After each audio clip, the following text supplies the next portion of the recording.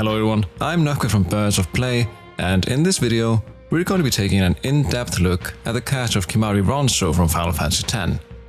Be aware that in order to perform such an analysis, we will need to go into spoiler territory, particularly regarding the parts where Kimahri plays a significant role, but hopefully doing so will help us understand and appreciate his character a bit more.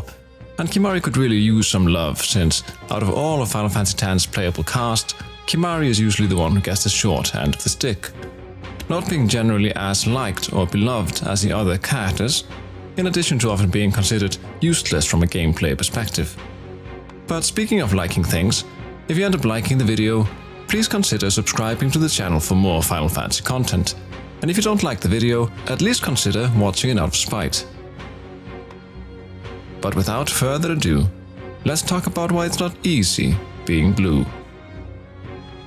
Looking at Kimahri's character archetype in the context of the Final Fantasy series, we can see certain commonalities between him and characters such as Steiner from Final Fantasy IX, both of them being loyal guardians. We can also draw parallels between Kimahri and Red 13 from Final Fantasy VII and Quina Q from Final Fantasy IX. In those cases, the superficial similarities might be obvious in the sense that all of these are non-human characters, but it also cuts deeper than that, because as non-human characters, they often have the potential to bring a fresh perspective into the mix. Quina does this, for example, by looking at the whole world through the lens of the culinary arts, and making sense of life by equating life's many hurdles with cooking and preparing food. Looking outside the Final Fantasy series, we could also spot some similarities between the Ronso in general and the Klingons from the Star Trek universe, since both races seem preoccupied with the concept of honor and consider fighting as a valid method to settle certain differences and to make one's way in society. This common trope that evokes notions of a more primitive social order is of course not limited to these two fictional cultures, the Ronso and the Klingon, but they nevertheless seem like notable examples of this trend. At the same time, we could of course look to Japan itself and samurai culture, which similarly romanticizes honor and battle. But the differences, as I see them, is that samurai culture is held in somewhat high regard as a prestigious cultural form, while the Ronso at least appear to be romanticized for their sheer primitiveness, as is made apparent by the bestial design and their attire, which is reminiscent of some cultures that have stood outside the dominant cultural sphere. When we first get introduced to Kimahri, he is far removed from his homeland, both in terms of the culture and the climate, since the tropical island of Besaid seems to have little in common with the snowy mountain peaks of Mount Gagaset. In a lot of ways, and like a lot of other characters in Final Fantasy X, Kimahri is a sort of outcast, having been ostracized by his fellow Ronso for being small in stature, his ultimate dishonor and constant reminder of his shortcomings being the breaking of his horn.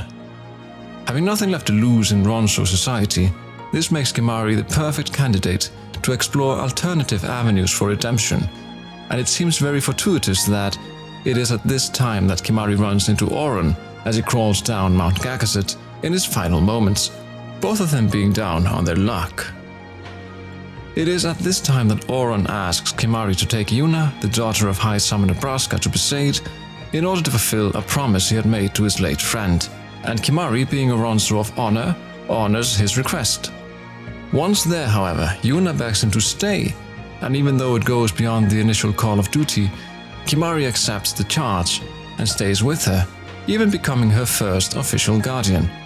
In this way, Yuna validates his existence in a way the Ronso had refused to do. But even though Kimahri has made a life for himself outside the bounds of Ronso society, he is still very much a Ronso at heart. The most notable example of this is probably when the party reaches Mount Gagaset, and Kimahri does battle with Biran and Yenke to prove his worth once and for all, besting them in battle, finally allowing him to reclaim his honor after a decade of self-imposed exile.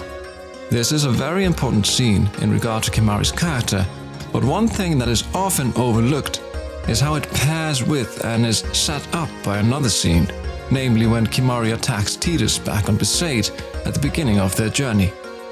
This scene is often described as Kimahri attacking Tidus out of mistrust, but that is only a part of the picture, because Kimahri's challenge also represents an opportunity to prove one's worth, according to Ronso custom. The possibility of approval by virtue of power is then signaled further by Kimahri's disapproval at the end of the battle when he shakes his head. Trust not having been established since superior battle prowess had not been displayed by Titus. To Kimahri's credit, however, he is not only able to offer an alternative perspective as a Ronso, but also able to learn the ways and the values of other cultures. This can be seen as Kimahri starts to warm up to Titus, despite not having reissued his challenge, perhaps realizing that he had been judging him by the same criteria he himself had been judged by his fellow Ronso. Whatever the reason, however, Kimahri grows to trust Titus without relying on Ronso cultural norms, establishing him as a bridge between worlds. So if you're one of those people that have a problem with Kimahri for being useless, then maybe, just maybe, you can take a step back and judge him for something other than just his utility in battle, just like he learned to do with Titus. Thanks for watching, I hope you liked the video.